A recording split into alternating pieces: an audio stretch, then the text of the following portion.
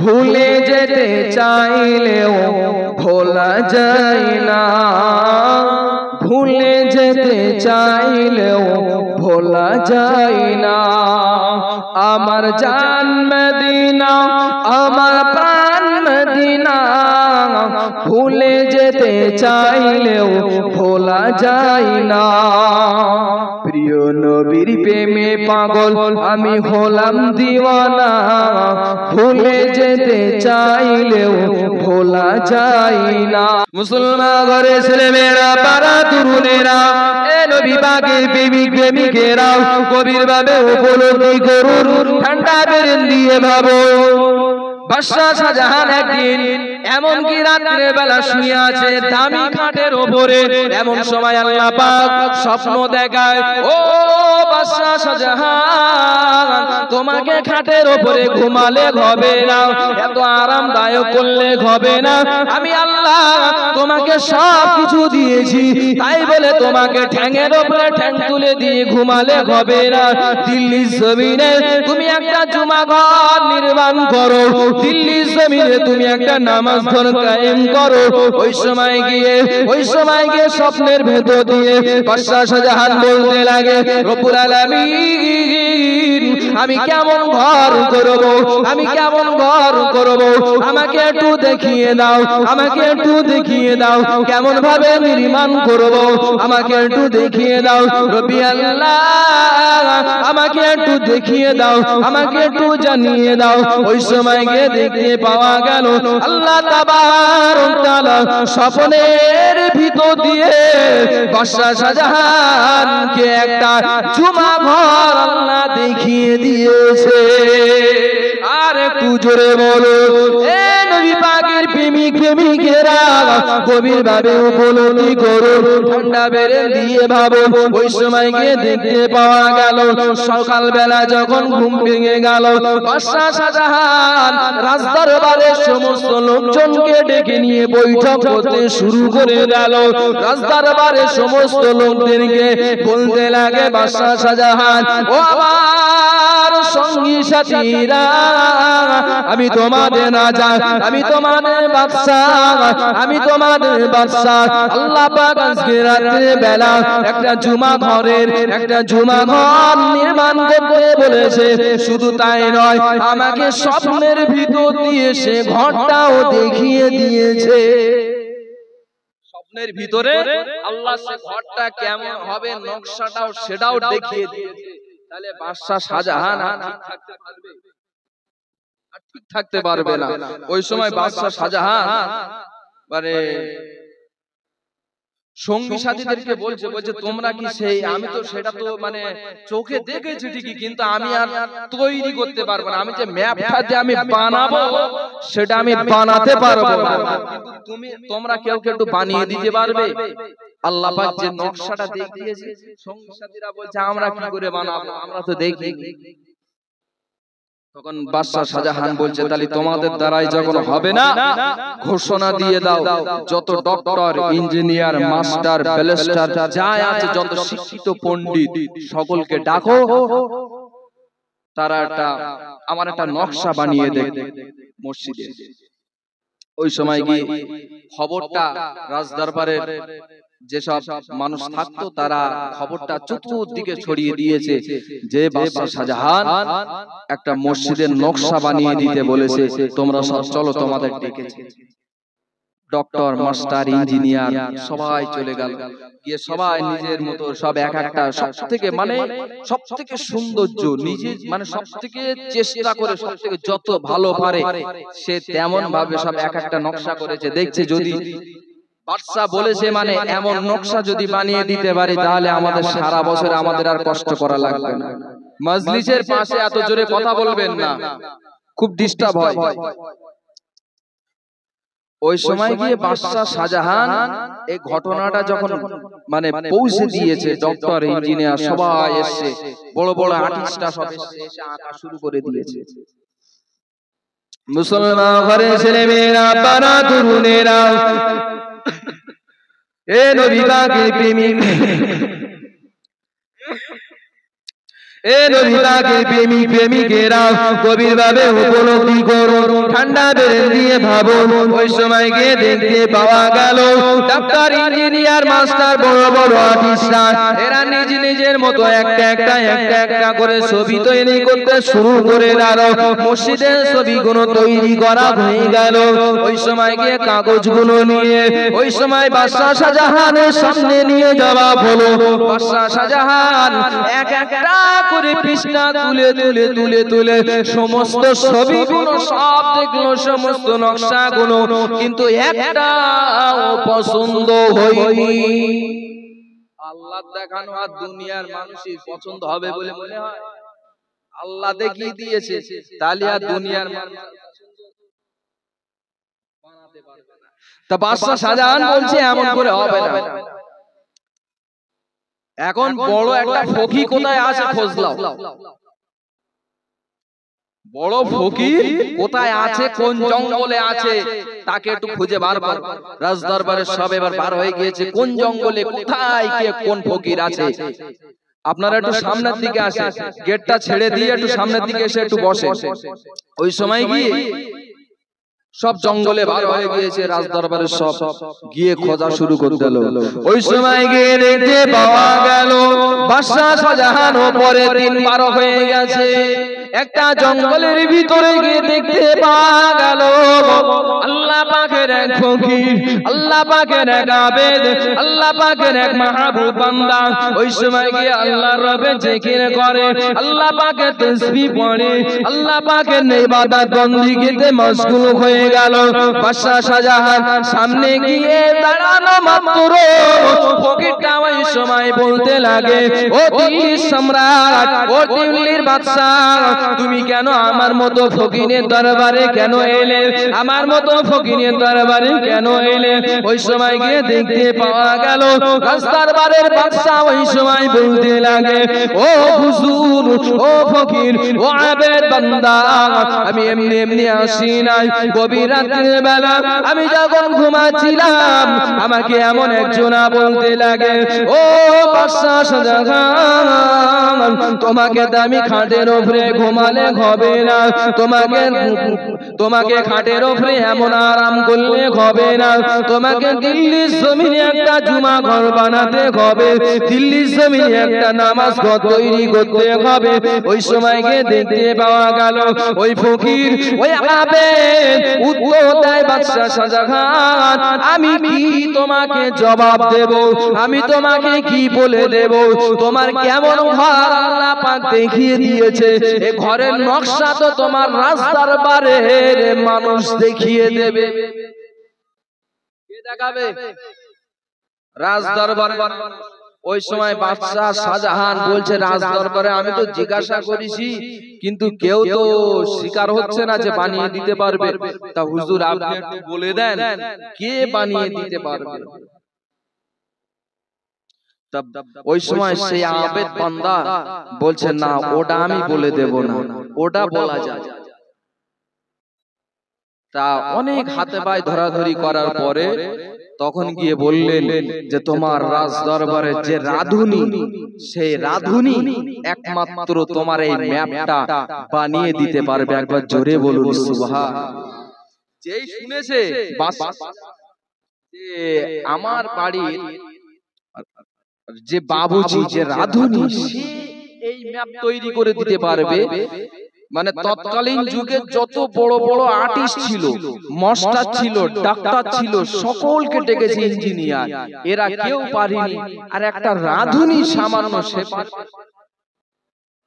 শুনে মাথাটা একটা অন্যরকম হয়ে গিয়েছে বাদশা শাহজাহানের। ওই সময় বাদশা শাহজাহান আস্তে আস্তে মুখটা অনেক কালো করে নিয়ে রাজদরবারে এসে রাধুনিকে গভীর রাত্রিবেলা ডেকেছে। ডেকে রাধুনি পায়ে জড়িয়ে ধরে বলছে যে ভাই তুমি আমাকে ক্ষমা করে দাও, আমি বুঝতে পারিনি, আমি তোমার উপরে অনেক অন্যায় করে ফেলেছি, এই রাজদরবারের এত মানুষদের রান্না তোমার দ্বারাই আমি করিয়ে নিয়েছি, ভাই তুমি ক্ষমা করে দাও। ক্ষমা করে দিয়ে তুমি আমার এই মসজিদের নকশাটা আল্লাহ পাক যেটা দেখিয়েছে সেটা তুমি বানিয়ে দাও। ওই সময় সে রাধুনী বলছে, আমার এই খবরটা কে দিয়েছে যে আমি তৈরি করে দিতে পারি। শর্ত দিয়ে দিয়েছিল সেই ফকির, শর্ত দিয়েছিল বাদশাকে যে আমি যে তোমার সন্ধান দিয়ে দিচ্ছি, এই সন্ধানের কথাটা কাউকে যেন বলবে। বাদশা শাহজাহান তেমন ভাবেই আছে, গোপন তথ্যটা সে রাধুনীকে আজ জানে। রাধুনী ওই সময় গিয়ে মানে মনের ভিতরে মানে যে ইবাদত করে সে যে আল্লাহর আবেদ বান্দা, ওই রাধুনী এই খবরটা কিন্তু বাদশা শাহজাহান কেননা ওই ফকির বলছে আমি কি বানাবো, আমার থেকে বড় আমার ওস্তাদ তো আপনার রাজ দরবারে। মুসলমানদের ছেলেমেয়েরা, পাড়া তরুণেরা, এ নবী পাকের প্রেমিক প্রেমিকেরা, আল্লাহ দেওয়ানারা গভীর ভাবে উপলব্ধি করুন, ঠান্ডা বেরেল দিয়ে ভাবুন। ওই সময় গিয়ে দেখতে পাওয়া গেল বাদশা শাহজাহান ওই সময় রাধুনীর কাছে গিয়ে অনেক অনুই বেনাই করলো, ও আমার রাস্তার মারের রাধুনী, আমি এই খবরটা কাউকে জানাবো না, আমি এই খবরটা কাউকে বলবো না, তুমি আমার মসজিদের ম্যাপটা বানিয়ে দাও, আমার মসজিদের ম্যাপটা বানিয়ে দাও, আমি এই খবরটা কাউকে জানাবো না। ওই সময় রাধুনী বলতে থাকে, ও বাদশা শাহজাহান, আল্লাহ তোমাকে অনেক ধন দৌলত দিয়েছে, আল্লাহ তোমাকে অনেক অট্টালিকা দিয়েছে, কিন্তু না না না, আল্লাহ পাক আমাকে দেয়নি। আমি তো আমার কাজটাই তোমার বাড়ি করতেছিলাম, আমি তোমার বাড়ি কাজ করেছি, কাজের বিনিময়ে আমি রাধুনী, এই জন্য আমি তোমার কাছ থেকে টাকা নিয়েছি। ও বাদশা শাহজাহান, আপনি আমার কাছে কি ক্ষমা চাবেন, আপনি আমার কাছে কি ক্ষমা চাবেন? আমার থেকে আরো বড় আল্লাহর ওলি, আমার থেকে আরো বড় আল্লাহর ওলি তোমার রাজদরবারের ভিতরে আছে, সে তোমার মসজিদের নকশা বানিয়ে দেবে।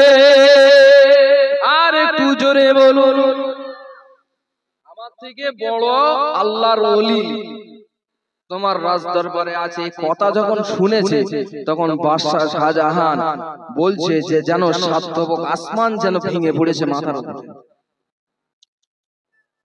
যে আরো একজন আছে আমার রাজদরবারে, তিনি কে হতে পারে?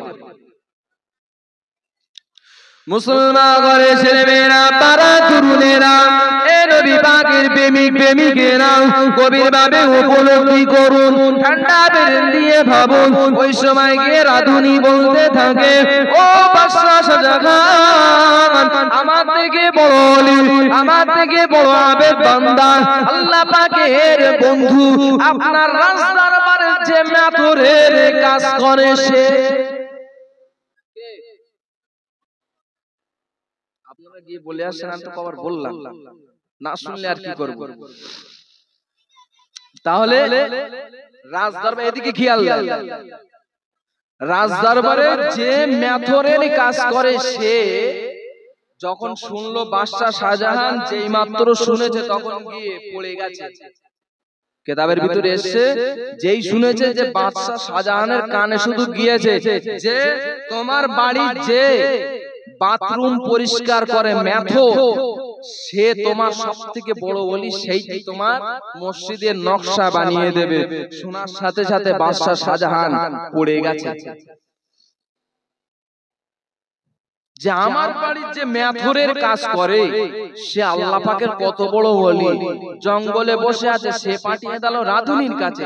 রাধুনী বলছে যে আমার থেকে আরো বড় সে হচ্ছে তোমার রাজদরবারের যে মেথর। মুসলমান ঘরে ছেলেমেয়েরা, পাড়া তরুণেরা, এ নবী পাকের দিওয়ানারা, গভীর ভাবে উপলব্ধি করুন, ঠান্ডা বেরেল দিয়ে ভাবুন। বাদশা শাহজাহান ওই সময় গিয়ে যখন জ্ঞান ফিরল, জ্ঞান ফেরার পরে গিয়ে ওই সময় গিয়ে দেখতে পাওয়া গেল গভীর রাত যখন হয়, গভীর রাত্রে বেলা রাজদরবারের মেথরকে ডাকলো, ডেকে মেথরের পায়ে জড়িয়ে ধরে বলল, আমি আপনার সাথে অনেক অন্যায় করে করে ফেলেছি, অনেক বেয়াদবি করে ফেলেছি, আমি অনেক বেয়াদবি করে ফেলেছি, আমার বেয়াদবি ক্ষমা করে দাও, আমি এমন বেয়াদবি আর করব না।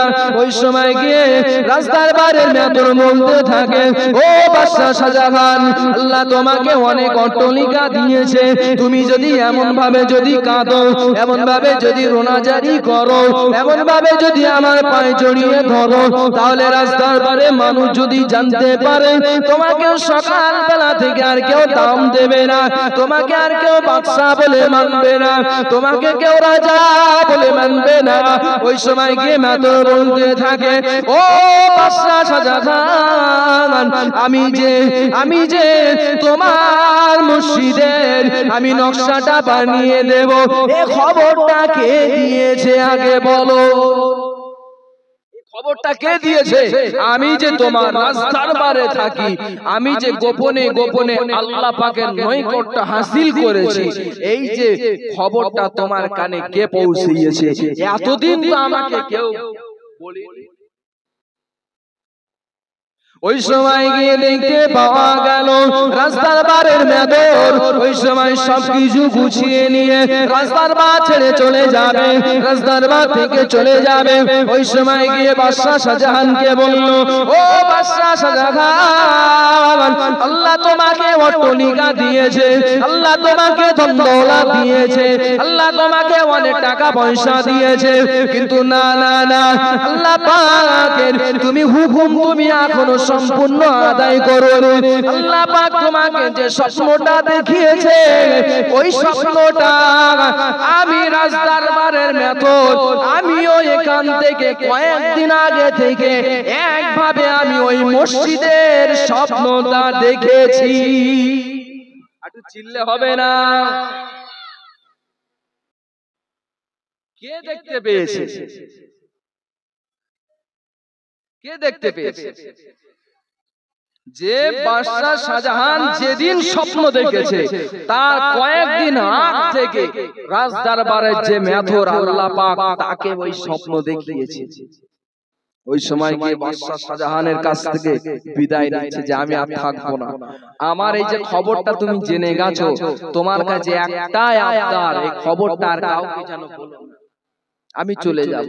তা বাদশা শাহজাহান কাঁদছে আর নিচেই বসে বসে বলছে, অনেক অন্যায় করেছি, তুমি ক্ষমা করে দাও, আর অনেক কষ্ট করে তোমাকে খুঁজে বার করেছি, আমার এত কষ্টের ফল সেই মসজিদের নকশাটা একটু বানিয়ে দাও। কে বানাচ্ছে?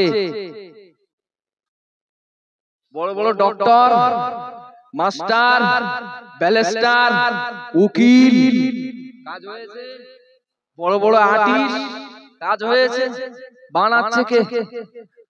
আল্লাহর আবেদ বান্দা যে মেথরের কাজ করে, মেথরের কাজ করে বলে আমরা কি দেখি যে মেথরের কাজ করে মানে সব থেকে নিচু দরের মানুষ, আমরা এটা ভাবি, কিন্তু সে নিচু দরের মানুষ হয়েও ওই যে আজকের যে জুমা ঘরটা দেখে দিল্লির জমিনে ওই নকশাটা বানিয়েছিল সেই রাজদরবারের যে মেথর, সেইটি একবার জোরে হবে না? আল্লাহ কার ভিতরে কি দিয়েছে যে কে বানিয়েছে, খতিয়ে দেখেছে? আমরা শুধু শুনেছি দাদা হুজুর পীর কেবলা, কানে চোখে দেখি, কিন্তু দাদা হুজুর পীর কেবলা রহমাতুল্লাহ আলাইহির দরবারে বহুবার গিয়েছি, কিন্তু জীবনে একটা বার হলেও দরকার ছিল দাদা হুজুরের জীবনীটা নিয়ে আসা, কিনে নিয়ে আসা জীবনীটা। বসিরহাট আল্লামা রুহুল আমিনের দরবারে বহুবার গিয়েছি, দরকার ছিল বসিরহাট হুজুরের জীবনীটা নিয়ে আসা। খাজা মঈনুদ্দিন চিশতি আজমিরি হুজুরের দরবারে অনেক কবার গিয়েছি, দরকার ছিল জীবনীটা নিয়ে আসা। কানে শুনে আমি মুখস্থ করব, কিন্তু আমি চোখে পড়বো না যে সে ব্যক্তিটা কেমন ছিল, সে ব্যক্তিটা কেমন ছিল আমরা জানবো না। মুসলমান ঘরে ছেলেমেয়েরা, পাড়া তরুণেরা, এ নবী পাকের প্রেমিক প্রেমিকেরা, গভীরভাবে উপলব্ধি করো, ঠান্ডা বেরেন দিয়ে ভাবো। ওই সময় গিয়ে দেখতে পাওয়া গেল রাস্তার বারের ওই রাস্তার বারের মেতর, ওই সময় গিয়ে যখন গিয়ে ওই মসজিদের ফটোটা যখন তৈরি করে গেল, মসজিদের ফটোটা যখন তৈরি করে যখন বাদশা শাহজাহানের হাতে যখন ধরিয়ে দিল, বাদশা শাহজাহান অবাক হন দৃষ্টিতে। ওই সময় গিয়ে সেই মেতলের দিকে তাকাতে থাকে। আমার বাড়ির মেতল আল্লাহ পাক যেমন নকশা দেখিয়েছিল, স্বপ্নের রূপে আল্লাহ পাক যে নকশাটা আমার দেখিয়েছিল, সেই নকশাটা হুবহু তেমন ভাবে কেন তৈরি করে দিয়েছে? আর একটু জোরে বলো। ওই সময় গিয়ে ওই মেতর বলতে থাকে, যার আমি তোমার রাস্তার বারে থাকবো না, আমি তোমার রাস্তার বার থেকে বিদায় নেব।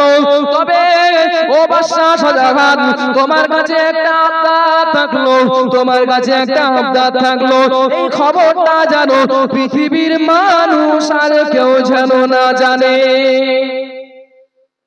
আমি চলে যাবো, কিন্তু খবর যেন না থাকে। ওই সময় সেই মেতর চলে যাচ্ছে। তা বাদশা শাহজাহান বলছে যে ভাই দাঁড়াও, তুমি যে কদিন যে কাজ করলে কিছু টাকা অন্তত তুমি নিয়ে যাও, কিছু এই যে কাজ করলে কাজের টাকাটা নিয়ে যাও। ওই সময় গিয়ে বাদশা শাহজাহান যখন বলছে, তখন গিয়ে সেই মেতর বলছে যে না, টাকা আমার লাগবে না,